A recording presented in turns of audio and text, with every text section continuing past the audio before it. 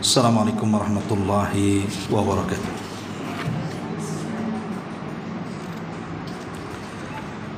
Alhamdulillah wassalatu wassalamu ala Rasulillah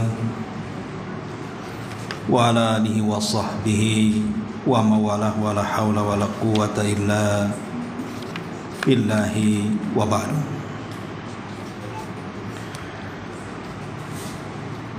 Alhamdulillah, segala puja dan puji hanya milik Allah Subhanahu wa ta'ala. Salawat dan juga salam kita hadiahkan kepada Rasul kita Nabi besar Muhammad sallallahu alaihi wa ala alihi wasallam.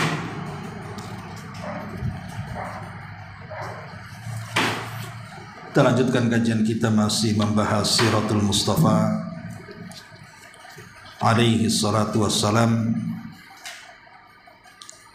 dan kita masuk pada bab periode Madinah.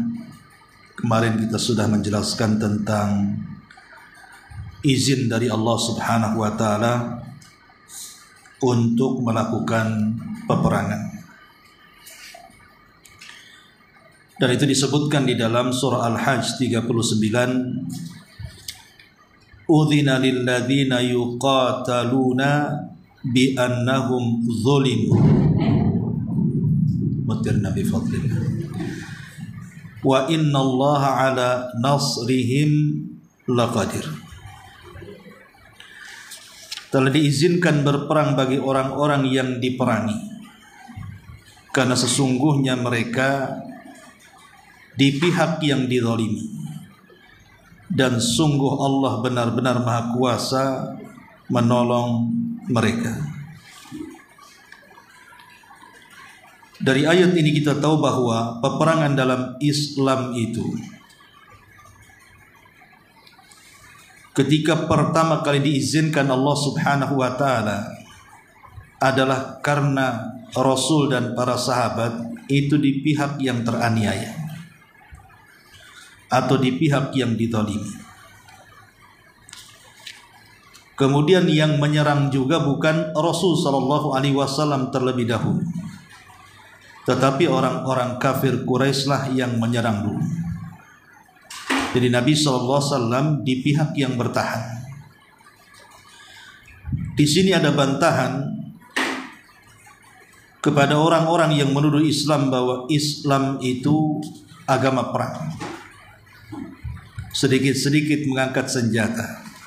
Tidak, bahkan Islam itu menjadikan perang itu terakhir. Makanya lihat Nabi sallallahu alaihi wasallam ketika memerintahkan Ali radhiyallahu an dalam perang Khaybar. Nabi mengatakan kepada Ali radhiyallahu an, jangan diserang dulu, akan tetapi ajak mereka untuk mentauhidkan Allah. Kalau mereka mau bersaksi bahwa tidak ada sembahan yang berhak disembah kecuali Allah dan bahwasannya Muhammad adalah utusan Allah, maka tidak ada perlu ada peperangan, karena mereka saudara kita. Tapi kalau mereka tidak mau mengucapkan dua kalimat syahadat, maka tawar mereka dengan membayar upeti, jizyah, dan itu bentuk kehinaan mereka. Kalau juga mereka tidak mau untuk membayar upeti, apalah daya, maka berperang adalah solusinya. Nah, di sini disebutkan dalam kitab Rahiqul Makhtum di sini beberapa peperangan yang dialami dalam Islam sebelum terjadi perang Badar Kubra.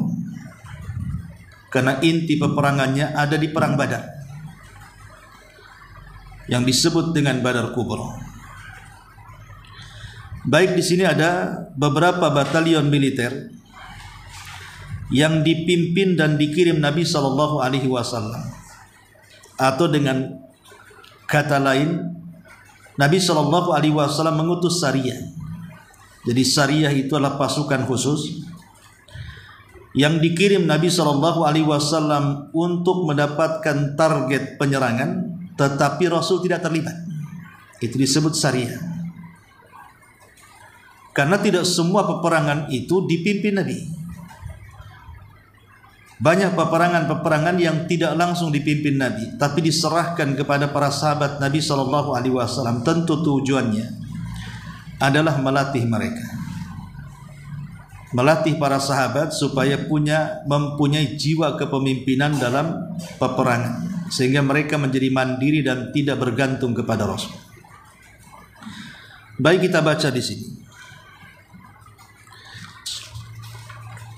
Yang pertama, batalion yang dikirim Nabi Shallallahu Alaihi Wasallam yang disebut dengan Saiful Bahri. Saiful Bahri.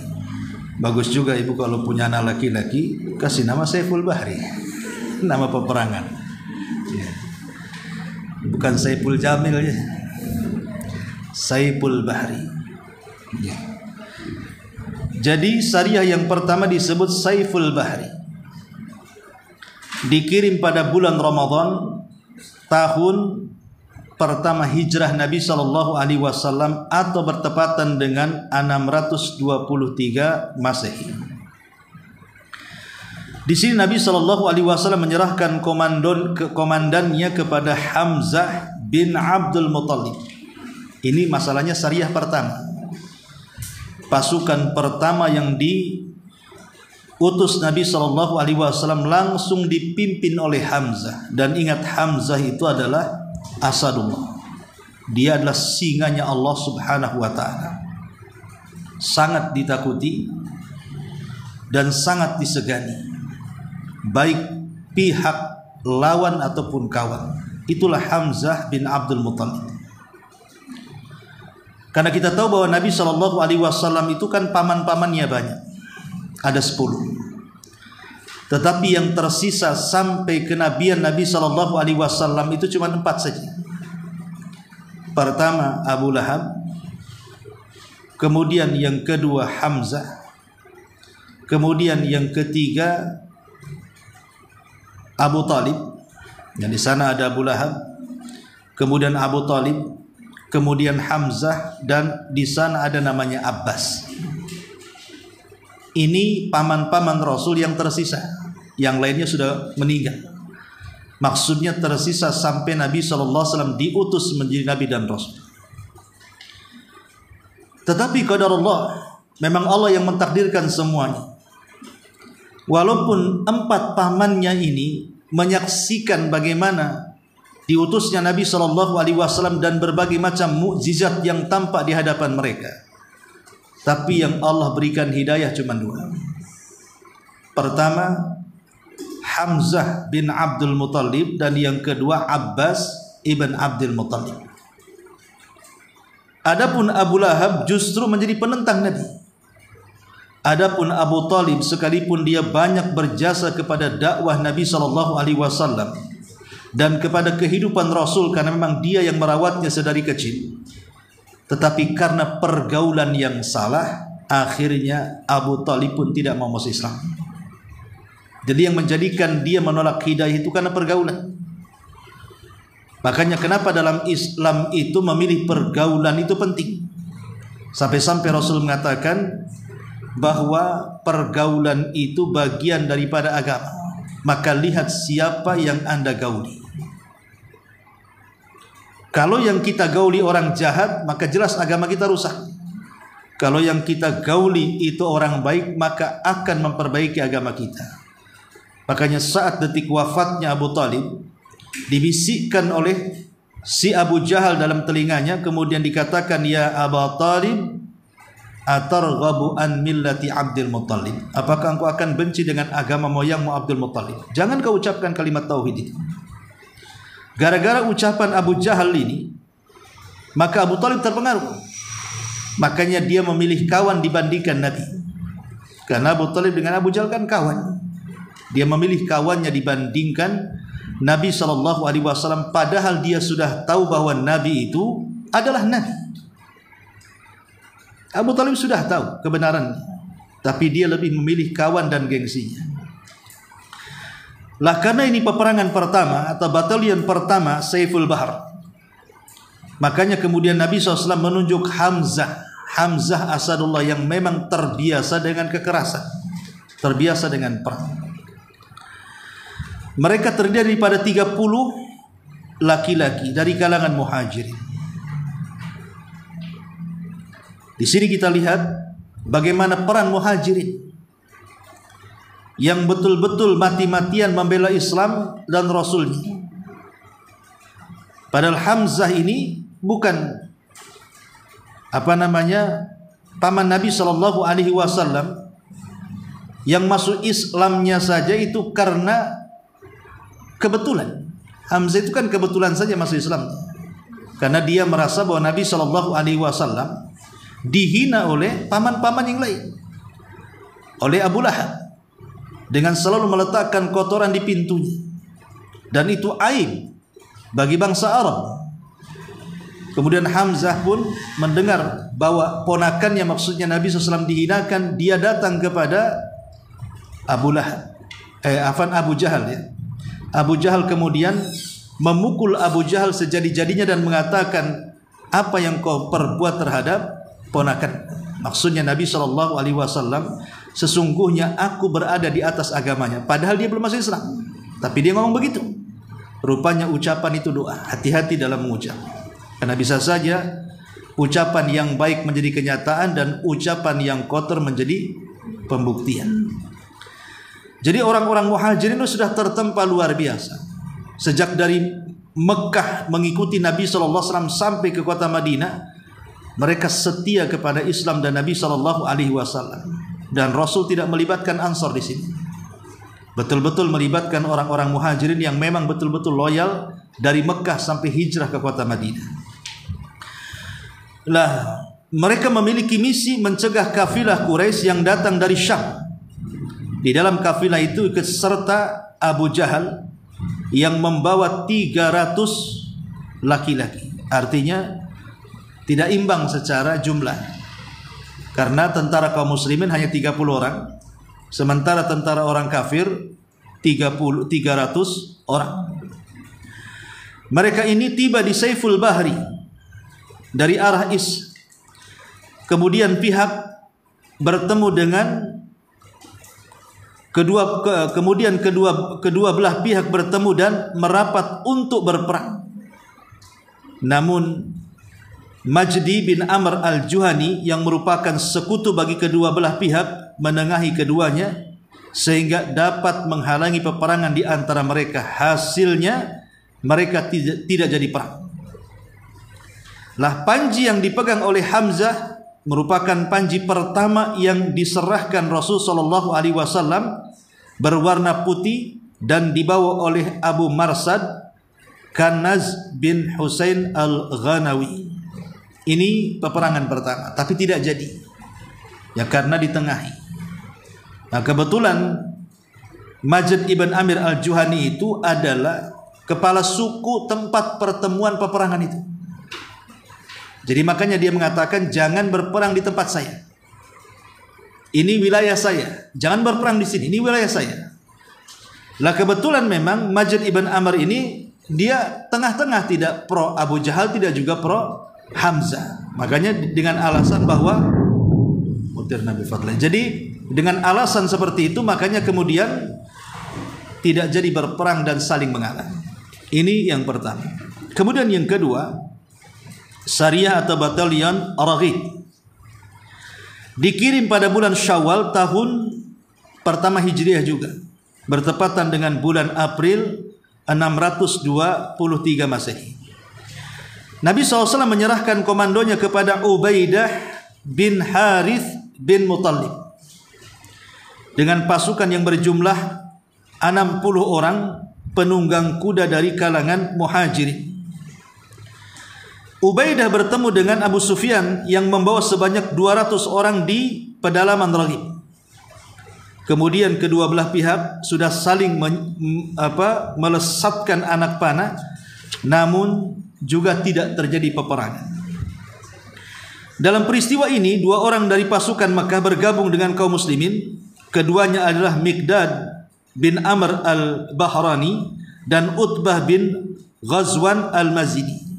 Keduanya beragama Islam, dan kepergian mereka bersama-sama orang-orang kafir, mereka gunakan untuk mengambil kesempatan bergabung dengan kaum muslimin. Panji yang diserahkan kepada Ubaidah juga berwarna putih, sedangkan pembawanya adalah Mistah bin Uthathah bin Muttalib bin Abdul Manaf. Jadi sini ada kisah menarik. Jadi Miqdad ibn Amr dan juga Utbah bin Ghazwan ini salah satu dari orang-orang lemah yang tidak bisa ikut hijrah. Jadi mereka tidak bisa ikut hijrah, dan mereka termasuk orang-orang lemah, diintimidasi, sehingga mereka berusaha menyembunyikan keislaman. Sebab kalau mereka menampakkan keislaman, habis mereka. Sehingga mereka ingin terlepas dari belenggu kemusyrikan yang ada di Quraisy. Lah ketika kemudian adanya peperangan seperti ini, mereka menyusup kepada tentara Quraisy. Jadi pura-pura menjadi tentara mereka.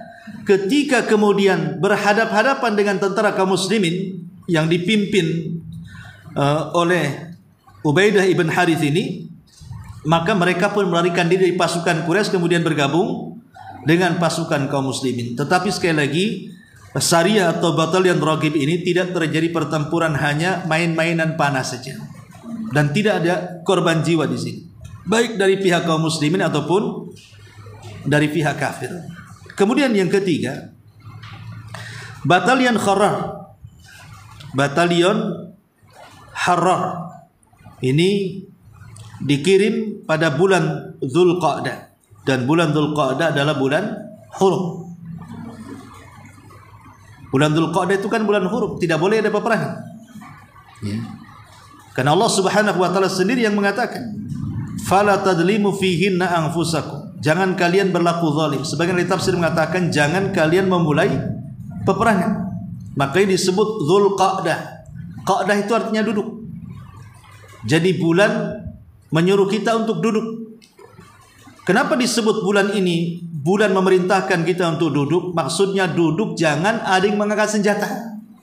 Duduk suruh di rumah saja, jangan ada peperangan, untuk menghormati bulan hurum. Ya, dan sekarang kita juga berada di bulan Dzulqa'dah. Pada tahun 1 Hijriah bertepatan dengan bulan Mei tahun 623 Masehi, Nabi menyerahkan komandonnya kepada Sa'ad bin Abi Waqqas, satu di antara 10 sahabat yang dijamin masuk surga. Sa'ad bin Abi Waqqas yang ma'ruf, kisahnya terdapat dalam surah Luqman. Ketika dia masuk Islam, ibunya tidak mau masuk Islam. Bahkan ibunya mengancam kepada Sa'ad, kalau dia nekat masuk Islam, maka ibunya akan bunuh diri dengan cara tidak akan makan dan minum selama dia tidak melepas keislamannya. Akhirnya dilakukan oleh ibundanya, sampai akhirnya kemudian ibundanya tidak makan beberapa hari dan pingsan, hampir mati. Kemudian ketika dia siuman, Sa'ad mengatakan kepada ibundanya, "Wahai ibuku, kalaulah Allah memberikan kepadamu 100 nyawa, kau keluarkan satu-satu nyawa itu, kau suruh aku pindah dari agama Muhammad, demi Allah aku tidak akan pindah dari agama itu." Kemudian kata Sa'ad, "Kalau kau mau makan silahkan makan, tidak pun silahkan tidak." Karena sudah lama tak makan, makan juga akhirnya. Tak tahan lapar, tak jadi ancamannya, dan tak jadi mati juga. Ya. Dari sini turunlah ayat, "Wa in jahadaka ala an tusyrika bima laysa laka bihi ilmun fala tuti'huma wa sahibhuma fid dunya ma'rufa." Kalau seandainya orang tua memaksakan engkau untuk melakukan kesyirikan, jangan kau taati keduanya. Tapi walaupun demikian, tetaplah berbuat baik kepada keduanya. Sa'ad bin Abi Waqqas memimpin dalam pasukan Kharrar di sini. Dalam pasukan yang berjumlah 20 orang, mereka berusaha mencegah kafilah milik orang Quraisy dan diperintahkan agar tidak sampai melewati kawasan Kharrar. Dengan berjalan kaki, mereka berhenti di siang hari dan bergerak di malam hari, hingga akhirnya sampai di Kharrar pada pagi hari kelima namun ternyata mereka mendapati kafilah telah berlalu kemarin, artinya terlambat. Ya, musuh sudah lewat kemarin, kemudian pasukan Sa'ad datang hari ini sehingga tidak sempat berjumpa. Pancing diserahkan kepada Sa'ad berwarna putih, juga dibawa oleh Al-Miqdad ibn Amr. Ini yang ketiga. Yang keempat, Sariyah Abwa atau disebut dengan Wadan. Pertempuran pada bulan Safar tahun 2 Hijriah, bertepatan dengan bulan Agustus tahun 623 Masehi. Hal ini Rasul sallallahu alaihi wasallam sendiri yang bertindak sebagai panglima. Ini bukan Sariyah, tadi saya katakan Sariyah, ini bukan. Ini makanya di sini tidak disebut batalion tapi pertempuran. Berarti peperangan. Ada Sariyah, ada Ghazwah. Dalam bahasa Arab, bahasa kitanya ada Sariyah batalion, ada pertempuran. Kalau disebut pertempuran berarti Rasul terlibat. Kalau Sariyah berarti Rasul tidak terlibat. Di sini Rasul sallallahu alaihi wasallam yang langsung memimpin bertindak sebagai panglima perang setelah sebelumnya mengangkat Sa'ad bin Ubadah sebagai penguasa sementara di Madinah. Beliau berangkat bersama 70 orang yang kesemuaannya dari kalangan Muhajirin. Jadi tidak terlibat Ansar di sini. Dengan tujuan mencegah kafilah milik Quraisy hingga sampai di Wadan, namun tidak mendapatkan sasaran yang diinginkan. Ini pun meleset. Dalam peristiwa ini beliau mengadakan perjanjian persekutuan dengan Amr bin Makhshi ad-Damri, seorang pemuka dari Damrah pada masanya. Jadi walaupun Nabi SAW tidak berhasil mencegah kafilah itu, meleset artinya kafilah itu lolos gitu. Tapi ada manfaat dengan keberangkatan Nabi SAW ketika sampai kemudian di kabilah Damri. Maka Nabi SAW membuat perjanjian dengan kabilah itu. Yang isi perjanjiannya, ini adalah perjanjian yang dibuat oleh Muhammad Rasulullah untuk Bani Damrah, bahwa harta benda dan jiwa mereka aman. Mereka berhak mendapatkan pertolongan melawan pihak yang mengincar mereka, kecuali bila mereka memerangi agama Allah dan selama air laut Sufah masih basah, dan bahwa bila Nabi menyuruh mereka untuk membantunya, maka mereka siap untuk memenuhinya. Begitu indahnya perjanjian dalam Islam, walaupun mereka masih kafir. Asal mereka mau bekerja sama, maka mereka harus dilindungi. Tapi kalau mereka berkhianat, berarti perlindungan itu sudah dicabut. Ya. Inilah pertempuran pertama yang dilakukan Nabi Shallallahu Alaihi Wasallam. Jadi peperangan perdana atau pertama yang dilakukan Rasul adalah peperangan Abwa. Jadi kalau ada ujian, pertempuran pertama yang dipimpin Rasul pertempuran apa? Gitu ya, kalau anak SD maka jawablah Abwa. Tapi kalau Sariyah yang pertama adalah Saiful Bahri. Senang hafalnya. Kemudian yang nomor 5, pertempuran Buat. Ini pun masih dipimpin Nabi. Terjadi pada bulan Rabiul Awal tahun kedua Hijriah, bertepatan dengan bulan September tahun 623 Masehi. Dalam pertempuran ini Nabi SAW juga diiringi 200 orang sahabatnya dengan tujuan mencegah kafilah milik Quraisy yang dipimpin Umayyah ibn Khalaf al-Jumahi. Umayyah ibn Khalaf ini tuannya Bilal, tuannya dari sahabat Bilal ibn Rabah, dan nanti pun dia dibunuh oleh Bilal. Jadi walaupun ketika di Quraisy dia menjadi tuannya Bilal, bahkan menyiksa sehabis-habisnya Bilal, tapi dia juga dibunuh di tangan tombaknya Bilal. Ini namanya Umayyah ibn Khalaf. Ya. Dan Umayyah ibn Khalaf ini sangat berpengaruh. Levelnya sama dengan Abu Jahal. Dia membawa 100 orang Quraisy dan 2.500 unta.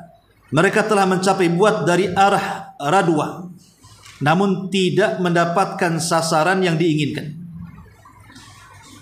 Dalam peristiwa ini beliau mengangkat Sa'ad bin Mu'adz sebagai penguasa sementara di Madinah. Jadi sementara Rasul pergi, Maka Nabi SAW memerintahkan Sa'ad bin Mu'adz. Sa'ad bin Mu'adz ini siapa? Pemimpin Aus. Ya, Sa'ad bin Mu'adz ini pemimpin Aus. Kalau pemimpin Khazraj, Sa'ad ibn Ubadah. Lah, Aus dan Khazraj ini yang paling besar kabilahnya adalah Khazraj. Aus ini kecil. Dia di bawah Khazraj. Tetapi dia kabilah yang sangat loyal kepada Nabi SAW. Ketika Sa'ad bin Mu'adz masuk Islam di tangan Mus'ab bin Umair, maka dia datang kepada kaumnya dan mengatakan, kalian harus masuk Islam. Kalau tidak, jangan seatap dengan saya. Akhirnya satu kabilah masuk Islam juga, yang kemudian belakangan menjadi orang Ansar. Ini jasanya Sa'ad bin Mu'adz. Satu kabilah masuk Islam, kecuali satu orang namanya Uzairi. Tapi belakangan dia pun masuk Islam di perang Uhud. Artinya kan semua kabilah masuk Islam karena Sa'ad bin Mu'adz. Makanya waktu wafatnya Sa'ad bin Mu'adz ini menjadikan arsy Allah bergegar, dan 70.000 malaikat mengantarkan jenazahnya.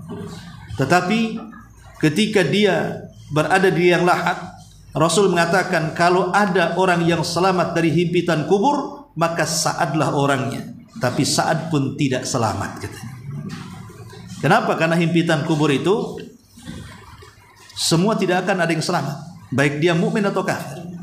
Cuman bedanya, kalau mukmin dihimpit oleh kubur, itu seperti himpitan ibu kepada anaknya, karena kita dari tanah dan ibu itu bagikan, dan tanah itu bagikan ibu kita. Jadi kalau kita kembali ke tanah, seolah-olah kita bayi bagi ibu kita. Jadi ibu kita menghimpit itu hanya untuk merangkul saja, tidak terjadi apa-apa, tidak merasakan rasa sakit. Tapi kalau himpitan terjadi kepada orang kafir, maka akan meremukkan semua tulang-tulangnya, persendiannya, dan dia akan menjerit. Tidak ada yang tahu jeritanya kecuali binatang, saking sakitnya, ya. Nah, itulah Sa'ad bin Mu'adz dipercaya Rasul untuk memimpin Madinah ketika Nabi SAW bertempur dibuat. Tapi sayang sekali lagi, lolos, buruannya lolos, sehingga tidak sempat terjadi peperangan. Karena keburu lolos, si Umayyah ibn Khalaf ini berhasil melarikan diri sampai ke kota Mekah, ya. Kemudian yang nomor 6, Ghazwah Safawan, terjadi pada bulan Rabiul Awal. Dan bulan Rabiul Awal ini adalah bulan yang terjadi 3 peristiwa besar. Pertama kelahiran, yang kedua hijrah, yang ketiga kematian. Seolah-olah bulan itu meringkas kehidupan Nabi SAW. Tahun kedua Hijriah bertepatan dengan tahun 623 Masehi, Qurs bin Jabir al-Fihri dengan kekuatan yang tidak seberapa dari kalangan kaum musyrikin telah melakukan penyerangan terhadap para peternak di kota Madinah. Jadi ini kelicikan Qurs bin Jabir al-Fihri ini menyerang peternakan yang dimiliki kaum muslimin yang ada di kota Madinah. Bahkan tidak sampai di situ, merampas sebagian ternak-ternak mereka. Maka Rasul mendengar ada penyerangan dan pencurian unta-unta kaum muslimin di kota Madinah. Maka Rasul keluar bersama 70 orang sahabat untuk melakukan pengejaran kepada Qurs bin Jabir al-Fihri di sini, sehingga akhirnya sampai di satu lembah yang bernama Safawan di pinggiran Badar. Akan tetapi beliau tidak berhasil menemukan Qurs dan kawan-kawannya, sehingga beliau pulang tanpa melakukan peperangan. Ghazwah ini disebut dengan Ghazwah Badar pertama. Jadi di sini ada perang Badar pertama, ada perang Badar kedua. Ini perang Badar pertama. Kenapa? Karena kejadiannya itu di samping Badar, maka disebut Badar pertama. Tapi sekali lagi, Qurs bin Jabir ini berhasil melarikan diri dan kawan-kawannya ketika dikejar Nabi SAW. Dan beliau mengangkat Zaid ibn Harithah sebagai penguasa sementara di Madinah. Jadi keberangkatan Rasul perang meminta kepada Zaid ibn Harithah untuk menjadi pemimpin Madinah. Dan Zaid ibn Harithah itu anak angkat Nabi SAW. Dan Zaid ini sebenarnya dia adalah budak yang dibeli kerabat Khadijah saat kabilahnya diserang. Zaid ini masih kecil, kemudian diculik, kemudian dijual di pasar budak, kemudian dibeli oleh kerabatnya Khadijah, kemudian dihadiahkan kepada Khadijah, dan Khadijah akan menghadiahkan kepada Nabi. Kemudian oleh Nabi SAW diberdekakan dan diangkat menjadi anak, karena memang Rasul merindukan anak laki-laki, tapi Allah takdirkan meninggal di waktu bayi, Qasim dan Abdullah. Makanya diangkatlah Zaid yang ketika itu usianya 10 tahun untuk diangkat menjadi anak angkat Nabi. Lah ketika kemudian keluarga Zaid, Harithah dan kerabat-kerabatnya mendengar bahwa anaknya ada kabar jejaknya, akhirnya mereka pun mengumpulkan uang untuk menebusnya. Mereka pun datang ke Madinah, kemudian menemui Nabi SAW untuk mengembalikan Zaid dan menebus seharga yang mereka minta. Tapi Nabi SAW menolak dan mengembalikan keputusannya kepada Zaid, karena sudah dewasa, sudah 10 tahun bisa berpikir. Tapi di luar prediksi Harithah ayahnya, dikiranya anak akan kembali ke ayahnya, lebih merindukan keluarganya. Tapi Zaid memilih tinggal bersama Nabi dan tidak mau bersama ayahnya. Saking senangnya Nabi SAW, akhirnya digendonglah Zaid berputar-putar di Madinah dan mengatakan, ketahuilah Zaid adalah putra Muhammad. Zaid adalah putra Muhammad. Sejak itulah panggilan orang memanggil Zaid ibn Muhammad. Tetapi selang beberapa tahun setelahnya turun surah Al-Ahzab agar nasabnya dikembalikan kepada bapak aslinya dan tidak boleh dinasabkan kepada bapak angkatnya. Turun surah Al-Ahzab ayat awal-awal, ma ja'alallahu ad'iyaakum abna'akum. Allah tidak menjadikan anak angkat itu dinasabkan kepada bapak angkatnya, tetapi ud'uhum li'abaihim huwa aqsatu indallah. Kembalikan nasab anak-anak angkat kepada bapak angkatnya, itu lebih adil di sisi Allah. Dari situ tidak dipanggil Zaid bin Muhammad lagi, tetapi menjadi Zaid ibn Harithah. Ya, menjadi anak angkat Rasul yang kemudian setelah dewasa Nabi SAW menikahkan dia dengan Zainab bintu Jahsin. Tapi karena banyak konflik, akhirnya bercerailah Zainab bintu Jahsin dengan anak angkat Nabi SAW, Zaid. Kemudian setelah masa idahnya berlalu, maka Rasul menikahi Zainab, menikahi bekas istri anak angkat. Untuk apa? Untuk membatalkan tradisi orang-orang jahiliyah yang menganggap anak angkat itu hukumnya sama dengan anak kandung. Maka tidak sama anak angkat, anak kandung. Bekas istri anak kandung haram, itu mahram mu'abbad walaupun sudah dicerai. Tapi bekas istri anak angkat bisa dinikahi, karena dia bukan mahram, anaknya saja bukan mahram dengan ibunya, apalagi istrinya. Makanya bisa dinikahi. Ya. Dan anak angkat itu kalau dia perempuan, tetap tidak bisa bapak angkatnya menjadikan mahramnya, menjadikan walinya dan mewarisi hartanya. Karena anak angkatnya orang lain. Ya, cuman kebaikan saja mengangkat anak angkat. Ya. Dan kalau sudah besar, sudah balik, maka dia harus menjaga auratnya. Kalau hidup satu rumah, maka dia harus menjaga auratnya, ya, dengan bapak angkatnya maksudnya. Taib. Kemudian yang nomor 7, pertempuran Dzul Usyairah terjadi pada bulan Jumadil Ula dan Jumadil Akhir tahun 2 Hijriah, bertepatan dengan bulan November atau Desember tahun 623 Masehi. Kali ini beliau keluar bersama 150 orang dari kalangan muhajirin. Ada riwayat lain yang menyebutkan 200 orang. Beliau tidak memaksa siapapun untuk ikut serta. Mereka pergi dengan menunggang 30 ekor unta secara bergantian, dengan tujuan untuk mencegah kafilah niaga orang-orang Quraisy yang hendak menuju Syam. Berita rinci dari sumber Mekah menyebutkan bahwa kafilah itu membawa harta orang-orang Quraisy. Beliau pun sampai di Dzul Usyairah. Namun terlambat, kafilah telah lewat sejak beberapa hari yang lalu. Kafilah inilah yang nantinya berusaha dicegat oleh Nabi SAW sepulangnya dari wilayah Syam, sehingga memicu terjadinya perang Badar Kubra. Beliau SAW keluar dari Madinah pada penghujung bulan Jumadil Ula dan kembali pada permulaan bulan Jumadil Akhir. Ini berdasarkan pendapat Ibnu Ishaq, artinya Rasul 1 bulan ya. Dan barangkali inilah sebab terjadinya perbedaan di antara para sejarawan di dalam menentukan bulan apa tepatnya peristiwa ini terjadi. Di dalam peristiwa ini Rasulullah SAW mengadakan perjanjian dengan Bani Mujdi dan sekutu-sekutu mereka dari Bani Damrah untuk tidak saling bermusuhan. Dalam peperangan ini beliau mengangkat Abu Salamah bin Abdul Asad al-Makhzumi sebagai penguasa sementara di Madinah. Panji yang disertakan berwarna putih dan yang membawanya adalah Hamzah bin Abdul Muttalib.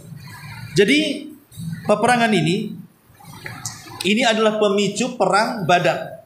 Pemicu perang Badar. Nanti yang nomor 8 itu ada Batil Nakhlah. Karena waktu juga saya ringkas saja. Jadi Abi Sufyan salah satu pimpinan Quraisy yang tertinggi, selevel dengan Abu Jahal, dengan Umayyah, dengan Al-Walid dan yang lain. Itu dipercaya karena kan memang Abi Sufyan ini terkenal dia pedagang handal, pedagang yang tidak pernah rugi dalam meniaganya, sehingga dipercaya oleh orang-orang Quraisy itu untuk menitipkan dagangannya, karena mereka yakin dengan Abi Sufyan itu tidak pernah gagal dalam berbisnis. Sehingga kalau Abi Sufyan yang dagang, maka hampir semua tokoh-tokoh Quraisy itu menyerahkan hartanya. Lah berangkatlah Abi Sufyan berdagang ke Syam. Mata-mata Nabi SAW mendengar bahwa ada kafilah Abi Sufyan membawa banyak harta orang-orang Quraisy. Rasul senang, inilah waktu yang tepat untuk membalas dan mengambil haknya. Bagaimana orang-orang Muhajirin ketika mereka hijrah dirampas tanahnya, dirampas bisnisnya, dirampas kebunnya, dirampas kekayaannya. Jadi Rasul ingin mengambil hak yang sudah dirampas, ingin diambil lagi. Makanya Nabi SAW mempersiapkan cukup banyak orang gitu ya.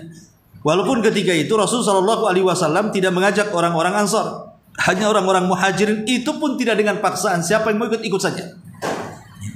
Tapi qadar Allah meleset. Rupanya kafilah Abi Sufyan ini sudah lebih dahulu menuju Syam, dan Nabi SAW mencegah di perbatasan sudah tidak ada. Nah mungkin Rasul menyusul sampai Syam, tapi Nabi mempersiapkan sebuah strategis. Gak apa-apa, mungkin dia lolos penangkapan hari ini, tapi pulangnya kita cegah. Dan pulangnya akan lebih banyak menghasilkan uang, karena dia sudah berniaga kan, mendapatkan keuntungan. Makanya kemudian pulangnya itulah Nabi SAW berusaha untuk merampas. Tapi karena kecerdasan Abi Sufyan ini luar biasa, ya nanti ibu baca sendiri, kecerdasan Abi Sufyan luar biasa. Dia tahu strategi, ya. Makanya kemudian dia menyewa seseorang namanya Dhamdham. Dhamdham ini terkenal sewaan orang yang paling cepat dalam memacu kuda. Sewanya mahal dan dikenal karena zaman dulu kan belum ada kantor pos, belum ada apa ya. Begitulah cara menyuratinya kan. Sewa orang, kirim surat ini ke sana. Otomatis dia harus menyewa orang yang cepat karena ini mereka dalam kondisi genting mau dikepung Nabi. Ya. Makanya kemudian mereka menyewa Dhamdham, dalam beberapa hari sudah sampai. Disitulah kemudian Abu Jahal mendapatkan surat dari Abi Sufyan. Dia marah karena semua harta orang Quraisy dipegang Abi Sufyan, mau diambil sama Nabi SAW kan itu. Marah Abu Jahal. Kemudian Abu Jahal mengatakan kepada seluruh orang Quraisy, sekarang kita bergerak. Bukan hanya kita mencegat apa yang akan dilakukan Muhammad, kita serang mereka. Makanya kemudian Abu Jahal mempersiapkan pasukan hampir 1000 lebih dengan persiapan yang matang. Kenapa? Karena seluruh pemimpin Quraisy terlibat di sini, dibawa sama Abu Jahal. Sampai akhirnya kemudian mereka pun berjumpa dengan Abi Sufyan dan berhasil diselamatkan. Dan mereka berhadapan dengan tentara Nabi SAW yang jumlahnya hanya 314 orang saja. Berjumpalah kedua pasukan di Badar, maka perangnya disebut Badar Kubra. Menarik kisah Badar Kubra ini, ya nanti kita akan ceritakan minggu depan. Wallahu alam, saya kira cukup sampai di sini. Ya. Sebelum saya tutup, karena hujan juga, silakan yang bertanya. Iya. Jika anak-anak yang laki-laki berarti juga tidak bisa jadi mahram ibunya. Nggak bisa. Dan kalau dia sudah balik, ibunya harus jaga aurat. dari anak angkat. Ya. Kalau memang dia baik, dikembalikan kepada orang tua angkatnya, itu sebuah kebaikan. Ya. Tapi kalau tidak mau, ya nggak apa-apa, serumah tapi jaga jarak dan jaga aurat. Karena itu bukan anak kandung. Tidak ada urusan mahram, tidak ada urusan wali, tidak ada urusan walis. Tiga-tiganya tidak ada. Tidak dapat waris, tidak dapat wali, dan tidak dapat mahram. Wallahu a'lam.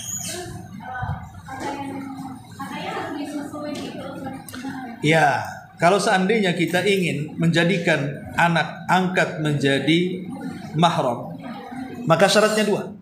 Kalau ingin menjadikan anak angkat mahram, syaratnya dua. Pertama, jadikan dia anak susuan. Anak susuan itu ulama mengatakan minimalnya 5 kali susuan. Setiap kali menyusu harus kenyang. Harus kenyang. Ya, betul-betul kenyang, udah nggak mau lagi, jadi susui lagi. Dan itu di usia 2 tahun saja.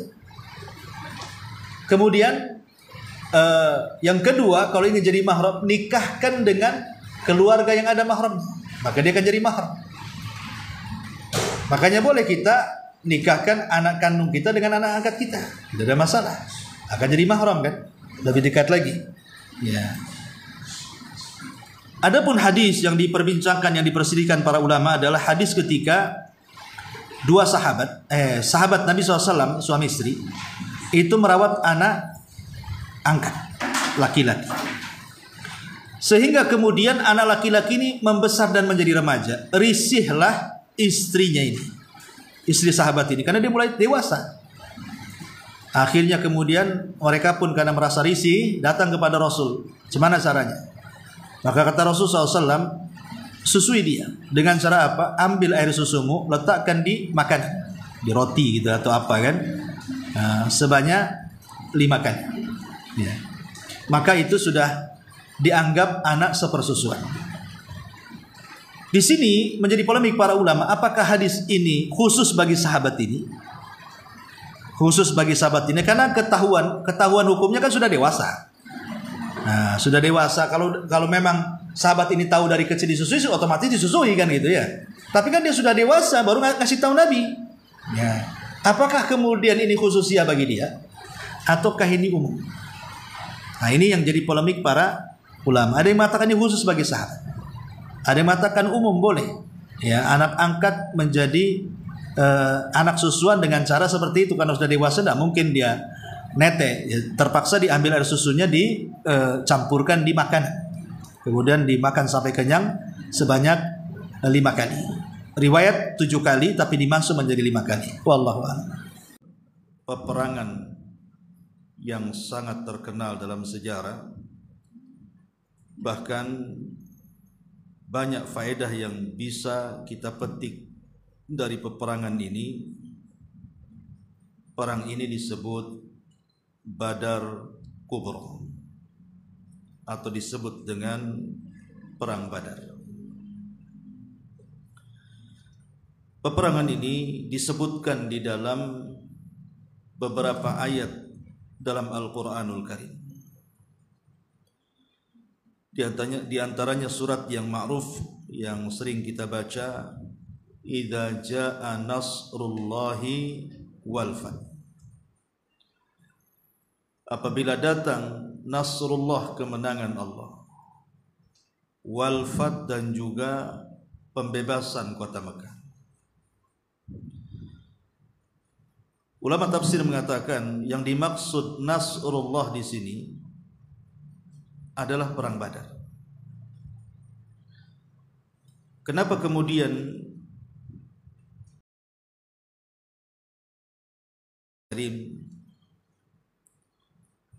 karena memang perang ini adalah perang perdana yang dilakukan Nabi SAW, di mana Nabi langsung berhadapan dengan musuh dengan jumlah yang sedikit, dengan peralatan yang terbatas, dan juga kendaraan yang terbatas, namun karena kegigihan Rasul dan para sahabatnya, Allah Subhanahu wa taala memberikan kemenangan dalam perang ini. Bahkan perang ini juga disebut perang pembeda, yang membedakan antara hak dan yang batil.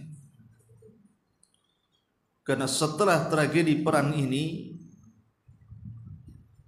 maka kekuatan kaum muslimin semakin kokoh. Munculnya orang-orang munafik yang dulu membenci Nabi sallallahu alaihi wasallam, mereka pura-pura masuk Islam. Dan banyak peristiwa akibat dari peperangan ini. Ma'asyiral muslimat yang dimuliakan Allah Subhanahu wa taala, adapun sebab terjadi peperangan ini, sebagaimana yang sudah kita jelaskan dalam pertempuran Dzul Uwaisirah itu, bahwa mata-mata Nabi sallallahu alaihi wasallam mendengar ada kafilah dari Quraisy yang cukup besar yang hendak melakukan pulang dari perniagaan di Syam menuju kota Mekah. Sampai-sampai dijelaskan di sini, kafilah tersebut membawa harta yang melimpah milik penduduk Mekah. Di antaranya 1000 ekor unta dengan muatannya, kemudian 50.000 dinar emas, dan beberapa harta yang lainnya.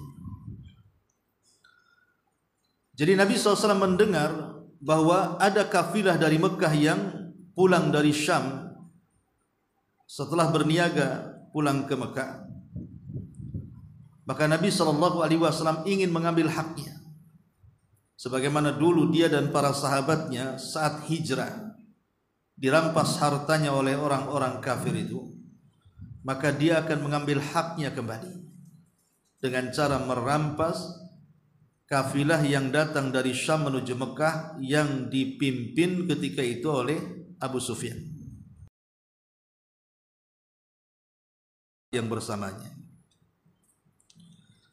Tetapi Allah Subhanahu wa taala takdirkan Nabi sallallahu alaihi wasallam dan para sahabatnya tidak berhasil menyergap Abi Sufyan dan seluruh barang dagangannya. Karena kecerdasan Abi Sufyan sendiri yang memang berpengalaman. Dia selalu mencari-cari tahu tentang Rasul dan para sahabatnya. Jadi di sini hanya perang taktik sebenarnya. Lah ketika itulah kemudian Abi Sufyan pun menyewa seorang penunggang kuda yang sangat cepat, dibayar dengan sangat mahal. Ketika dia sudah tahu dia terancam oleh pasukan Rasul dan para sahabatnya, maka dikirimlah sepucuk surat lewat penunggang kuda ini yang bernama Dhamdham. Kemudian si Dhamdham ini berhasil kemudian sampai di daerah Juhfah. Kemudian berjumpa dengan tokoh-tokoh musyrik Quraisy. Akhirnya sampailah surat itu kepada Abu Jahal. Maka Abu Jahal kemudian marah dan khawatir. Kenapa? Karena kalau seandainya Abi Sufyan tersergap, kemudian hartanya diambil oleh Rasul dan para sahabatnya, akan merugikan penduduk Mekah. Belum lagi permusuhan sebelumnya dengan Nabi saat Rasul berada di kota Mekah. Dari situlah makanya kemudian Abu Jahal pun mempersiapkan pasukan yang besar dan melibatkan seluruh tokoh-tokohnya, sampai jumlah yang kemudian mereka bawa itu melebihi jumlah kaum muslimin berlipat-lipat. Tetapi kemudian setelah berjumpa dengan Abi Sufyan, Abi Sufyan membujuk Abu Jahal untuk tidak melanjutkan peperangan. Disuruh balik ke Mekah saja. Toh juga Muhammad dan pasukannya tidak berhasil mengambil harta dagangan mereka. Tetapi Abu Jahal bersikeras bahwa harus tetap mengadakan peperangan, karena dia merasa sombong dengan jumlah yang banyak dan melihat jumlah sedikitnya kaum muslimin. Dia tidak tahu bahwa belum tentu jumlah sedikit dikalahkan dengan jumlah yang banyak. Karena Allah yang mengatakan kam min fi'atin qalilatin ghalabat fi'atan katsiratan biidznillah. Berapa banyak pasukan yang sedikit mampu mengalahkan pasukan yang banyak, semua tergantung izin Allah. Sehingga tidak bisa kemudian berbangga dengan banyak pasukan atau kuat canggih persenjataan, karena kemenangan itu bukan dari situ. Kemenangan itu datang dari Allah Subhanahu wa taala. Makanya dalam perang Hunain menjadi sebuah cobaan. Ketika pasukan kaum muslimin lebih banyak dibandingkan pasukan musuh, di awal peperangan kalah, walaupun di akhir peperangan menang. Di awal peperangan kalah karena kesombongan kaum muslimin, merasa lebih banyak jumlahnya. Tetapi rupanya mereka baru menyadari bahwa kemenangan bukan banyaknya jumlah atau canggihnya persenjataan, tapi kemenangan itu kembali kepada izin Allah Subhanahu wa taala. Lah dari sinilah makanya kemudian Abu Jahal tetap meringsek kemudian masuk ke areal Badar. Dan Nabi SAW sudah menunggu di Badar. Dan atas kecerdikan beberapa sahabat, Nabi SAW menguasai beberapa sumur di Badar. Dan itu tidak dimiliki oleh pasukan Quraisy, dan ini menguntungkan kaum muslimin. Sebab kalau mereka kehausan, mereka ada air persediaan, karena di tengah gurun pasir kan sulit mencari air. Dan ini akan merugikan dari pihak musuh ketika tidak ada air di antara mereka. Jadi mereka, Nabi dan para sahabat menguasai beberapa sumur untuk persiapan. Maka setelah kemudian berhadap-hadapan tentara kaum muslimin dan juga tentara kafir, maka terlibatlah sebuah peperangan yang disebut dengan mubarazah. Mubarazah ini artinya, ini kebiasaan di zaman dulu. Sebelum seseorang itu perang besar, maka biasanya ada yang disebut dengan adu tanding. Adu tanding, ini jagoanku. Lah ketika itulah maka Nabi SAW memerintahkan 3 sahabat untuk melawan 3 musuh Allah Subhanahu wa taala. Tapi Allah Subhanahu wa taala takdirkan 2 dimenangkan kaum muslimin dan 1-nya membuat cedera pas 1 sahabat dengan terputus kakinya 5 hari setelahnya meninggal. Lah dalam pertempuran ini Allah Subhanahu wa taala melihat kesungguhan para sahabat. Makanya kemudian Allah Subhanahu wa taala turunkan pertolongan yang banyak kepada Nabi sallallahu alaihi wasallam, 5.000 pasukan para malaikat. 5.000 pasukan para malaikat turun, dipimpin langsung oleh Jibril. Bayangkan kalau pemimpin malaikat turun tangan, mana ada perang yang tidak bisa dikalahkan. Jibril turun tangan dan menunggang kuda seraya mengatakan kaidum haizum, kaidum haizum.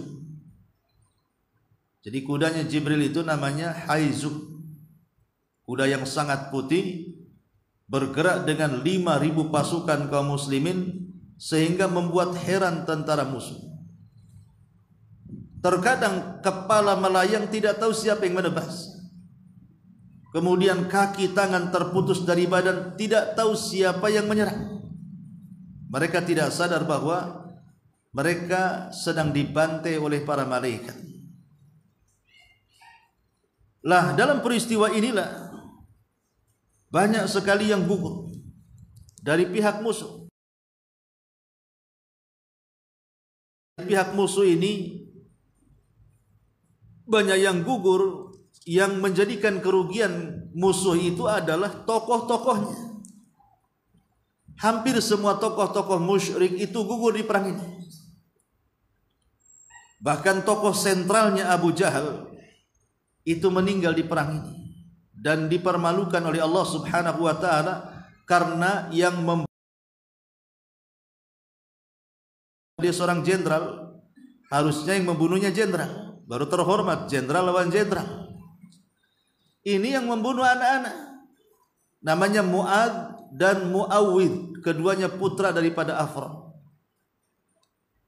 Ketika dua remaja ini mendatangi Abdurrahman ibn Auf, kalau tidak salah, kemudian mengatakan, wahai ammi, yang mana satu yang namanya Abu Jahal itu? Maka Abdurrahman menunjukkan kepada seseorang yang di kepalanya ada ciri khusus. Itulah Abu Jahal, katanya. Maka tiba-tiba dua orang ini menyerang Abu Jahal dan berhasil membunuhnya. Dan dua-dua anak muda ini sama-sama bersamaan membunuh Abu Jahal. Walaupun yang memenggal kepalanya, dipisahkan dari badannya, adalah Abdullah ibn Mas'ud radhiyallahu anhu. Tapi dari sini bahwa ketika Abu Jahal meninggal dunia dan menjadikan tunggang langgang, banyak dari orang-orang kafir Quraisy itu yang menjadi korban, di antaranya 70 yang meninggal dan 70 menjadi tawanan. Yang lainnya kabur semuanya, balik lagi ke Mekah, termasuk juga Abi Sufyan. Ma'asyiral muslimat yang dimuliakan Allah Subhanahu wa taala, setelah kemudian peperangan dimenangkan, maka Nabi sallallahu alaihi wasallam tidak banyak yang korban dari kalangan para sahabat.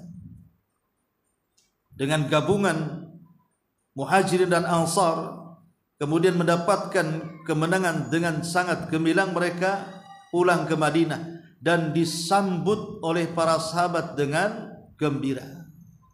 Dan itu membuat gondok orang-orang Yahudi, kenapa peperangan ini bisa menang? Kemudian mereka sok berani di hadapan kaum muslimin dan mengatakan, iyalah kalian berperang menghadapi orang Quraisy, kalian menang, coba kalian hadapi kami, katanya. Pasti kalian kulumat dan pasti kalian kalah. Lah kabar ini sampai kepada Rasul, sesumbarnya orang-orang Yahudi itu. Dari situlah pemicu kenapa Nabi SAW terus memerangi orang-orang Yahudi, karena orang Yahudi yang memerangi duluan kepada kaum muslimin, yang berakhir dengan pengusiran mereka dari kota Madinah. Intinya ini sekilas secara singkat gitu ya. Nanti kita akan jabarkan dari poin ke poin dalam perang Badar ini. Ma'asyiral muslimin muslimat yang dimuliakan Allah Subhanahu wa taala. Baik, kita akan baca sedikit demi sedikit peperangan ini. Di sini kita akan membahas sebab terjadinya peperangan. Sebagaimana tentang pertempuran Dzul Usyairah, bahwa kafilah Quraisy berhasil lolos dari sergapan Nabi SAW saat kepergian mereka dari Mekah menuju kawasan Syam. Dan tatkala telah dekat waktu kepulangannya dari Syam menuju Mekah, maka Nabi SAW mengutus Talhah ibn Ubaidillah dan juga Sa'ad ibn Zaid. Sa'ad ibn Zaid, dua-duanya satu di antara 10 sahabat yang dijanjikan masuk surga. Nah, salah satunya Talha dan Sa'ad. Ya. Jadi yang dipilih oleh Nabi SAW tidak sembarang orang. Kemudian kata pengarang di sini, setelah Rasul mengutus Talha dan juga Sa'ad ke arah utara untuk memantau perkembangan macam mana beritanya, akhirnya kafilah yang dipimpin Abi Sufyan pun melintasi tempat mereka berdua. Keduanya langsung bergegas kembali ke Madinah dan memberitahukan kepada Nabi SAW perihal kafilah tersebut. Versi riwayat menyebutkan, bahwa beliau ketika itu tengah dalam perjalanan menuju Badar. Kafilah tersebut membawa harta yang melimpah, yang kesemuaannya itu adalah milik penduduk Mekah. 1000 ekor unta yang syarat dengan muatan bernilai lebih kurang 50.000 dinar dan yang lainnya. Hal ini merupakan kesempatan emas bagi kaum muslimin untuk melancarkan pukulan telak terhadap perekonomian penduduk Mekah. Sebab kalau seandainya ini berhasil diambil, otomatis ekonomi di Mekah kan goyang. Karena bagaimanapun kebutuhan mereka banyak dipasok dari luar. Oleh karena itulah maka Nabi SAW mengumumkan kepada kaum muslimin, baru mengatakan, ini adalah kafilah Quraisy yang membawa harta benda mereka. Semoga saja Allah menjadikannya harta rampasan bagi kalian.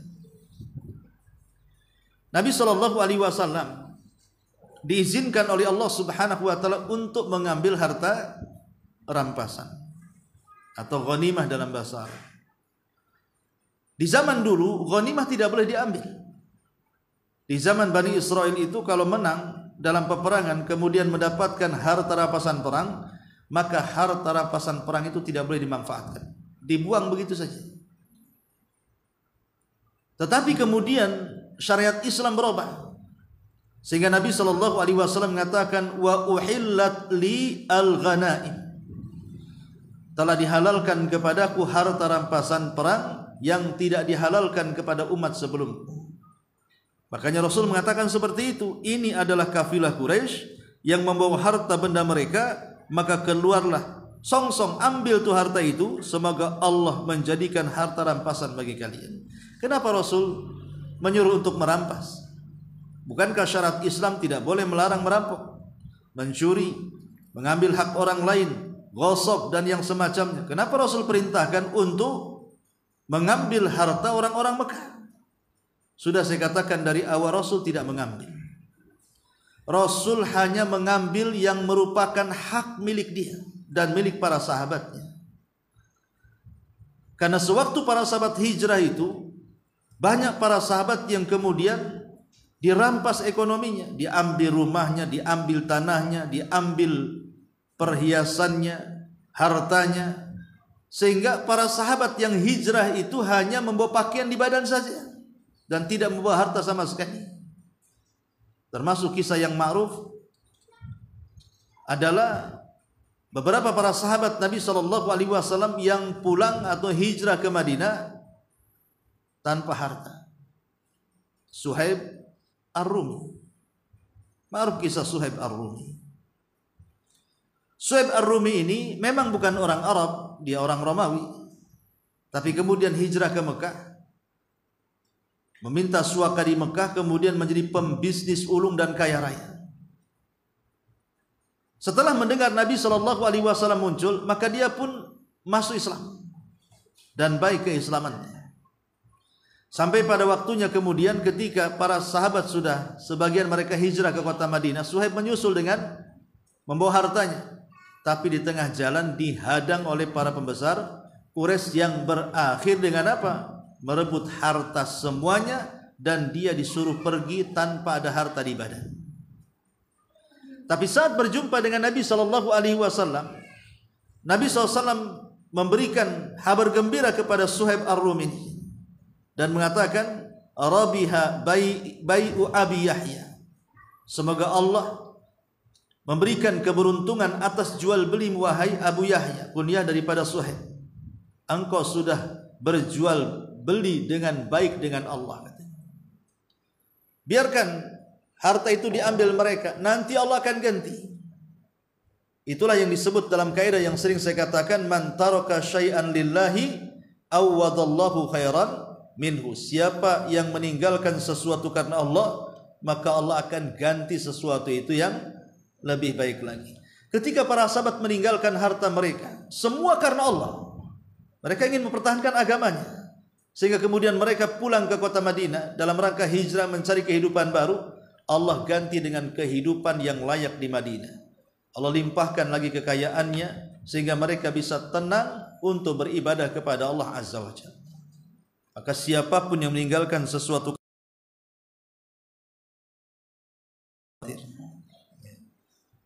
contohnya apa? Orang haji. Kita menghabiskan uang hanya untuk jalan-jalan.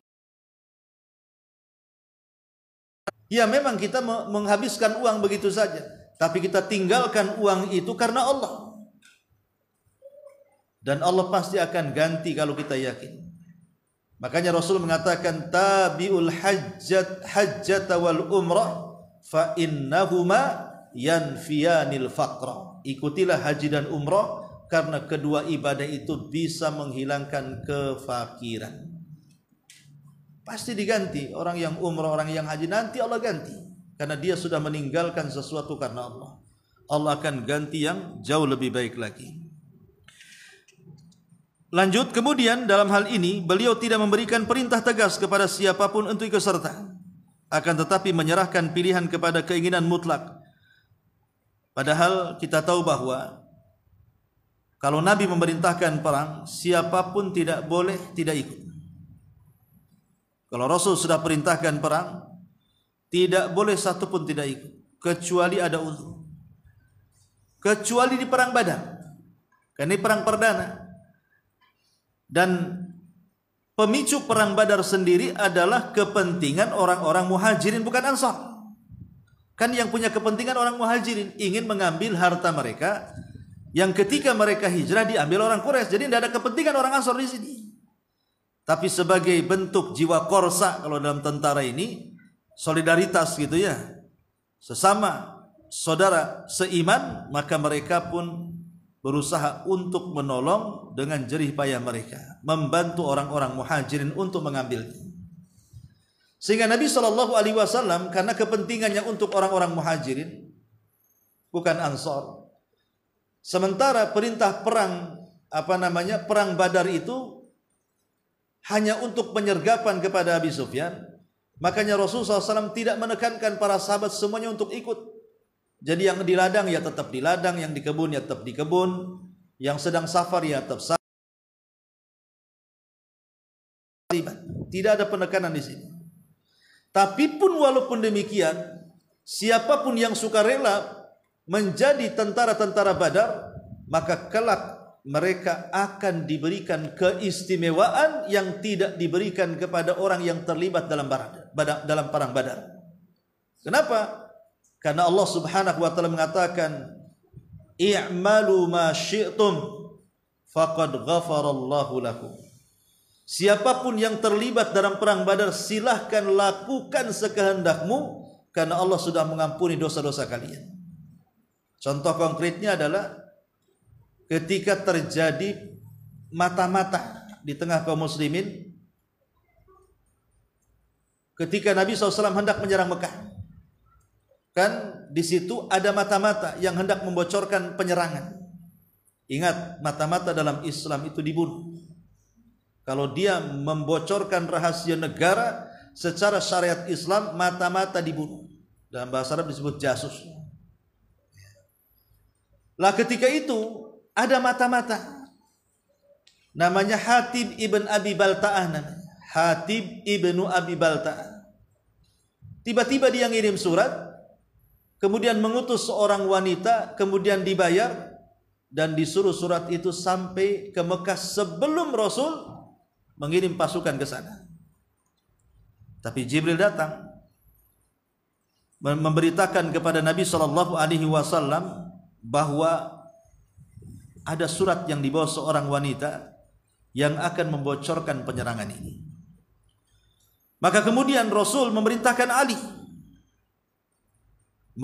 Ali dan satu sahabat untuk mengejar wanita itu. Setelah ketangkap, wanita itu tak ngaku. Kata Ali, kalau kau tak mengaku, kami akan telanjangi dan auratmu akan tampak di mana-mana. Akhirnya wanita itu ketakutan, kemudian diserahkan surat itu. Rupanya surat itu dari Hatib ibn Abi Balta'ah menuju keluarganya yang ada di kota Mekah. Maka akhirnya kemudian Hatib pun disidang oleh Nabi SAW. Kemudian Umar bin Khattab radhiyallahu anhu ketika itu marah dan emosi dan mengatakan, "Ya Rasulullah, si Hatib sudah munafik. Da'li adrib unuqah, biarkan aku tebas lehernya. Inilah kalimat Umar bin Khattab, biarkan aku tebas lehernya. Artinya biarkan aku membunuhnya, menunjukkan hukuman jasus itu dibunuh. Karena Umar menawarkan untuk membunuhnya. Berarti hukuman mata-mata dibunuh karena dia menyebarkan rahasia negara. Tetapi kemudian Rasul sallallahu alaihi wasallam tidak langsung mengiyahkan. Rasul itu nabi yang bijak, dia akan bertanya alasannya karena Hatib juga seorang sahabat. Makanya Rasul mengatakan, apa yang membuat engkau melakukan itu wahai Hatib? Kenapa kau lakukan seperti itu? Bukankah ini membahayakan kaum muslimin? Maka Hatib mengatakan, ya Rasulullah, sebenarnya aku tidak tega dan tidak mau melakukannya. Tapi keluargaku ada di Mekah, bisnisku ada di Mekah, orang-orang yang kucintai ada di Mekah. Saya hanya memikirkan keluargaku di sana. Kalau sampai kau menyerang di sana, apa nasib keluargaku? Bisa saja mereka terbunuh dan begitu seterusnya. Maka kemudian Umar bin Khattab bunuhnya. Tapi Nabi SAW mengingatkan satu hal kepada Umar. Ya Umar, kali ini maafkan Hatib. Bukankah Hatib pernah ikut perang Badar? Jadi ketika Rasul mengatakan, bukankah Hatib dulu terlibat di perang Badar? Sementara Allah mengatakan, i'malu ma syi'tum faqad ghafarallahu lakum. Silahkan lakukan sesukamu, Allah sudah ampuni kalian karena dia sudah terlibat di perang Badar, maafkan saja. Itulah bagaimana orang-orang yang terlibat dalam perang Badar ini nanti punya keistimewaan tuh. Berbeda dengan sahabat-sahabat yang tidak terlibat. Dia ada keunggulan. Ma'asyiral muslimat yang dimuliakan Allah Subhanahu wa taala. Baik, kita masuk ke bab yang kedua, besarnya kekuatan pasukan Islam dan distribusi komando. Rasul sallallahu alaihi wasallam bersiap-siap untuk bertolak, sementara ikut serta bersama beliau sebanyak 313. Ada yang mengatakan 314. Ada yang mengatakan 317. Angka-angka ini baik 313, 314 atau 317 ini mirip dengan tentara Talut ketika melawan Jalut. Tentara Talut ketika melawan Jalut, tentara Talut itu banyak sebenarnya, ribuan. Tentaranya ribuan. Tetapi yang ribuan itu tidak bisa memenuhi standar ujian. Jadi ketika kemudian lewat di sebuah sungai, kata Talut, kalian tidak boleh minum kecuali hanya satu teguk. Lah sementara mereka itu kan sudah jalan entah berapa mil jauh, mereka haus. Ketika melihat air, jangan lagi melihat air, enggak melihat air saja kayak fata morgana orang haus itu. Apalagi betul-betul melihat air, kan begitu. Tapi Talut mengatakan, siapa yang minum lebih dari satu tegukan, jangan ikut perang. Dari situlah banyak yang gugur. Sehingga ketika betul-betul berhadapan Talut dengan Jalut, hanya tersisa 314. 313 atau 317. Persis seperti perang Badar jumlahnya. Dan kita tahu bahwa Jalut ini postur tubuhnya besar dibandingkan tentara Talut. Tetapi bukan itulah kemenangan. Saya ulangi dari awal, kemenangan itu izin anak muda namanya Daud. Dan Daud ini seorang penggembala kambing. Dia punya ilmu kepiawaian melempar serigala dan sekali lempar tepat. Jadi Daud ini yang kelak akan jadi nabi, itu memang penggembala kambing dan suka melempar serigala yang mengganggu kambingnya. Anehnya lemparannya selalu tepat gitu, tidak pernah meleset. Dengan skill inilah kemudian ketika tentara yang 314 atau 313 ini ketika melihat tentara yang banyak, yang besar-besar, mereka pun ciut, tidak berani maju. Apalagi yang ngajak duel itu langsung Jalut. Kemudian Talut mengatakan kepada pasukannya, siapapun yang bisa mengalahkan Jalut, dia akan menikahi putriku. dan dia akan mewarisi tahtaku. Disitulah akhirnya Daud alaihi salam ketika menghadapi Jalut hanya dengan lemparan batu saja. Karena dia ngelempar batu suka. Lempar batu ke kepalanya pecah mati. Ya. Makanya kemudian setelah peperangan ini Daud menikahi putrinya Tolut dan menjadi raja setelahnya. Makanya satu-satunya nabi yang dianugerahi pertama kali dari nabi-nabi Bani Israel kerajaan dan kenabian itu cuma Daud.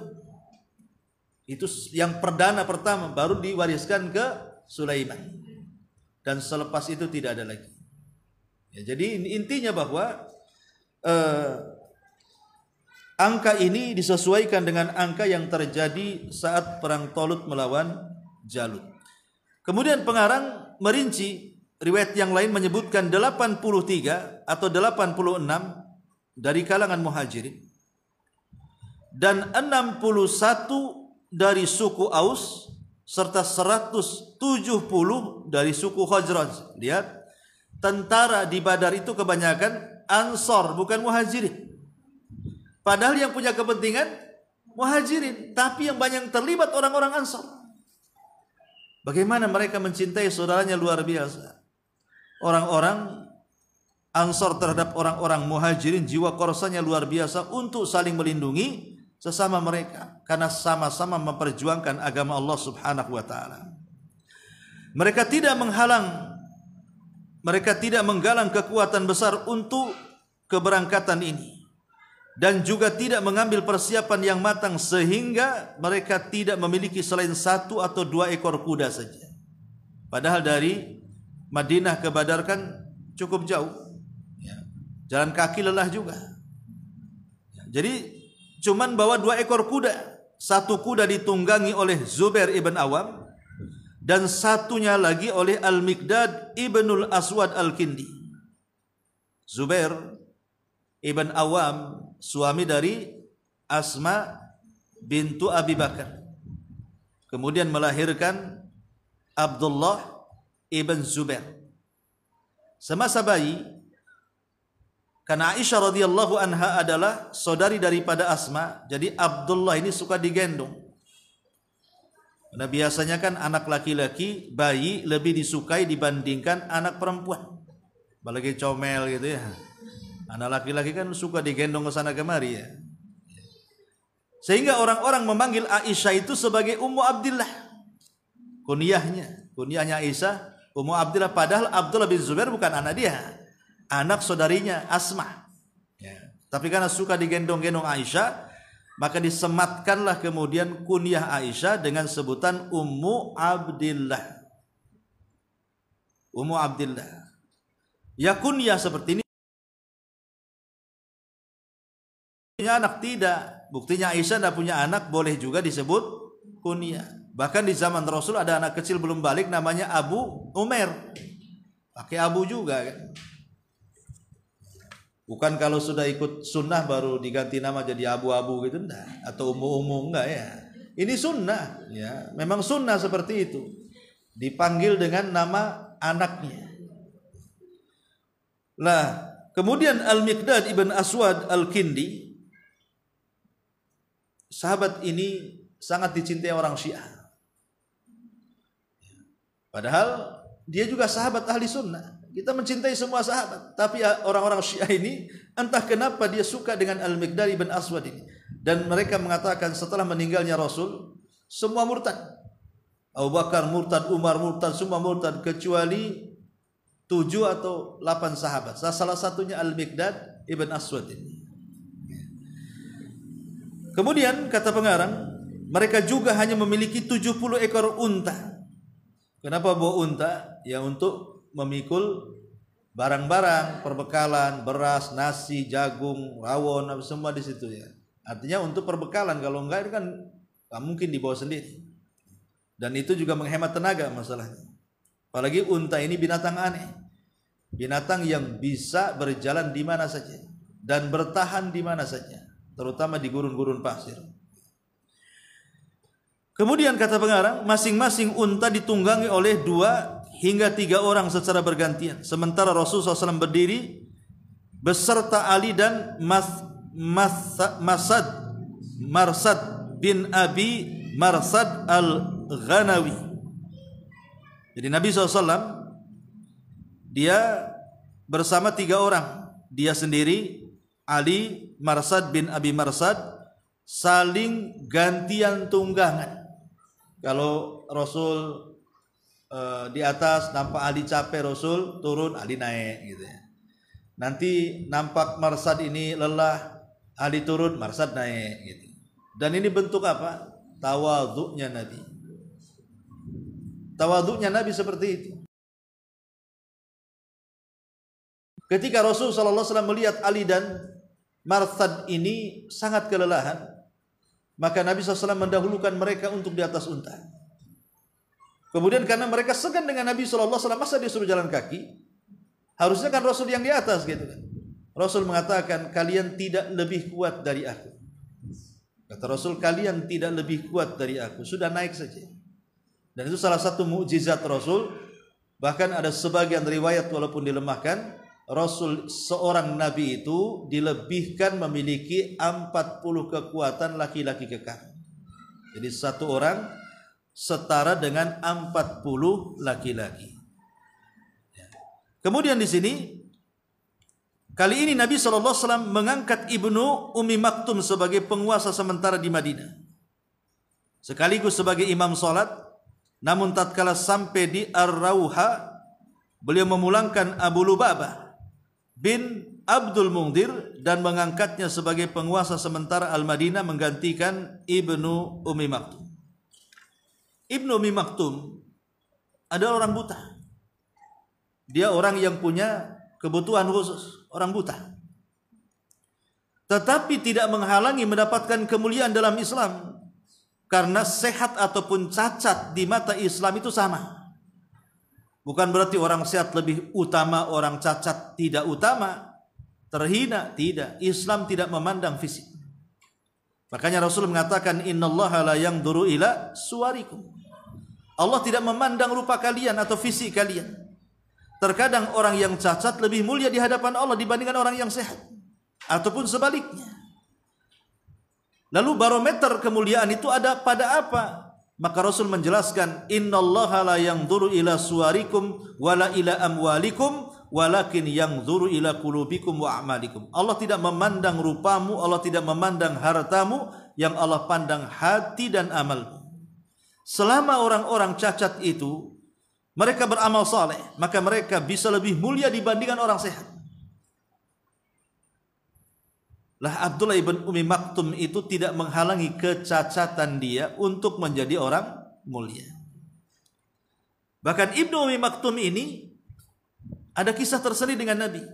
Jadi saat Rasul berdakwah di depan orang-orang Quraisy itu, pembesar-pembesarnya dengan harapan masuk Islam, tiba-tiba dia menyelonong saja ke tempat pertemuan Rasul dengan orang-orang Quraisy dan berteriak-teriak ingin masuk Islam.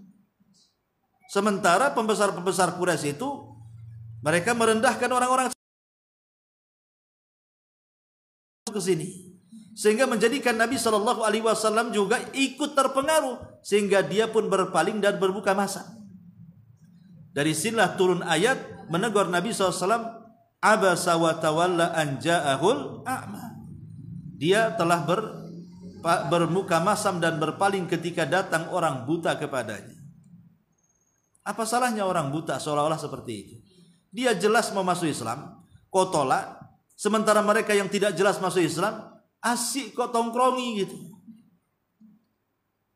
Lah dari sini maka Nabi SAW sangat memuliakan Ibnu Ummi Maktum.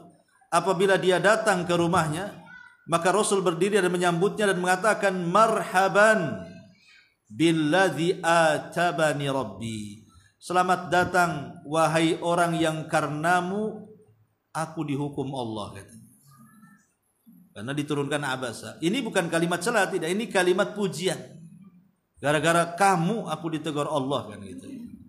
Pujian. Makanya Abdullah bin Maktum sangat dimuliakan di keluarga Nabi. Selalu diberikan madu, diberikan makanan lezat sebagai bentuk kehormatannya. Dan dia pun dipakarkan dengan Quran. Abdullah bin Maktum itu pakar dalam Quran, walaupun dia buta. Makanya dia dipercaya untuk mengurus masjid, dan dia juga sebagai muadzin tetap yang ditetapkan Nabi Shallallahu Alaihi Wasallam di zaman Rasul. Ada 4 muadzin. Tentu pemimpin muadzin adalah Bilal. Kita syak lagi, tidak ragu lagi, Bilal ibn Maktum ini. Kemudian yang ketiga Abi Mahdhurah. Kemudian yang keempat Sa'ad Al-Qaradi Maula Ammar ibn Yasir. Bilal dengan Abdullah ibn Ummi Maktum menjadi muadzin di Masjid Nabawi. Adapun Abi Mahdhurah yang diajarkan kalimat taswib as-salatu khairum minan naum pada subuh ditempatkan di Masjidil Haram. Adapun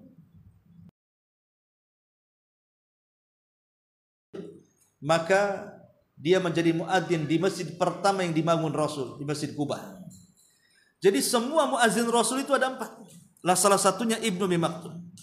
Dan luar biasanya dia pun dipercaya untuk memimpin Madinah sebagai ganti kepergian Nabi Shallallahu Alaihi Wasallam. Namun setelah itu kemudian Rasul mengirim lagi 1 orang untuk menggantikannya, Abu Lubabah Ibnul Munzir. Kemudian kata beliau, panji komando umum kali ini diserahkan kepada Mus'ab ibn Umair al-Qurasi. Mus'ab ibn Umair al-Qurasi al-Badri, dan ia sangat tampan. Ingat, Mus'ab ini jasanya besar dalam Islam. Karena kalau bukan karena Allah, kemudian karena kepiawaian Mus'ab ini, sulit para pembesar Ansor yang belakangan masuk Islam itu mereka masuk Islam. Seperti pemimpin Aus, Sa'ad bin Mu'ad, atau pemimpin Khajraj, Sa'ad bin Ubadah, atau pemimpin yang lainnya gitu. Mus'ab inilah yang diutus oleh Nabi Shallallahu Alaihi Wasallam untuk melobi mereka. Kenapa? 1, Mus'ab ini mantan orang kaya, punya wibawa. Dia orang kaya, tapi diusir dari rumahnya gara-gara masuk Islam. Yang kedua, Mus'ab ini orangnya pandai berdiplomasi. Jadi mengatur kata, diksi yang baik itu pandai dia. Karena memang dakwah itu diperlukan itu kan itu. Dakwah kan modalnya ngomong, apalagi kan. Sehingga harus betul-betul punya. Kemudian yang lebih lagi adalah dia orang gantengnya orang Mekah. Jadi orang tampannya orang Mekah ini Mus'ab bin Umair. Perawakannya persis seperti Rasul gitu ya. Makanya ketika dia meninggal di peperangan disangkanya yang dibunuh Nabi, padahal Mus'ab itu, karena perawakannya persis seperti Nabi. Ganteng orangnya, cakep orangnya, kalau ngomong orator, pandai berdiplomasi, macam-macam keunggulan Mus'ab itu. Dan Rasul tidak mengirim sembarang orang kalau berdakwah itu. Rasul mengirim seseorang yang memiliki banyak skill di situ. Bukan hanya ketampanan bicara, ahli lobby dan begitu seterusnya, tapi dia juga bukan orang biasa. Dulunya mantan orang kaya karena diusir dari keluarganya saja dia. Jadi pergaulannya bisalah menyesuaikan diri Mus'ab ibn Umair ini. Coba kalau seandainya dikirim Umar kan beda, emosian orangnya. Ya tentu akan beda lagi hasilnya. Maka Rasul juga cari yang tampan-tampan, cari yang bisa diplomasi. Makanya Mus'ab terpilih, dan subhanallah, gara-gara Mus'ab bin Umair ini akhirnya 2 kabilah masuk Islam. Karena pemimpinnya masuk Islam. Hanya dengan ucapan yang lembut dari Mus'ab, akhirnya pemimpin 2 kabilah yang belakangan menjadi Ansar itu masuk Islam dikarenakan Mus'ab bin Umair. Walaupun demikian kematiannya sangat tragis. Dia mati di perang Badar. Kemudian Mus'ab ini ketika meninggal jasadnya, bukan perang Badar, ketika di perang Uhud, jadi jasadnya itu apabila ditarik kepalanya maka tampak kakinya, apabila ditarik kakinya tampak kepalanya. Pada orang kaya. Akhirnya Nabi SAW menarik ke kepala dan menutup kakinya dengan dedaunan. Mus'ab ibn Umair radhiyallahu anhu.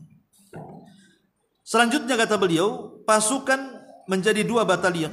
1 batalion muhajirin benderanya diserahkan kepada Ali bin Abi Thalib. Bendera ini dinamai dengan Uqab. Yang kedua, batalion Ansar, benderanya diserahkan kepada Sa'ad bin Mu'adz, pemimpin dari Aus, yang satu kabilah semua masuk Islam karenanya.